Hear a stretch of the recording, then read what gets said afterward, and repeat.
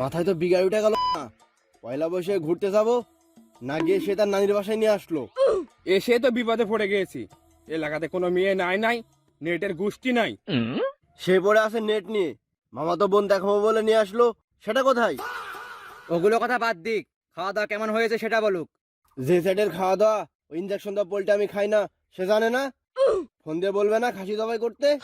অপমানটা একটু বেশি হয়ে গেল না? ডোন্ট সেট আপ, কথা ঘুরাবে না। মামা তো বোন কোথায়? মামা তো বোন কোথায় পাবে? তার মামাকে জিজ্ঞেস করলাম, বললো পয়লা বৈশাখ উপলক্ষে শাড়ি পরে এক্সট্রা ক্লাস করতে গিয়েছে। বারবার করে বললাম আমরাও পার্কে যাই, পার্কে গেলে হয়তো দুটা মেয়ের এক্সট্রা ক্লাস নিতে পারতাম। তাছাড়া নিয়ে আসছে জঙ্গলে, এখানে কি শিয়াল কুকুরে ক্লাস নেব? তাদের মনে কষ্ট আমি বুঝতে পারছি, তাই ঠিক করেছি একদিন খালাতো বোনকে দেখাতে নিয়ে যাব। সে কথা বন্ধ করে কি আমার সামনে একটু ডগি হবে?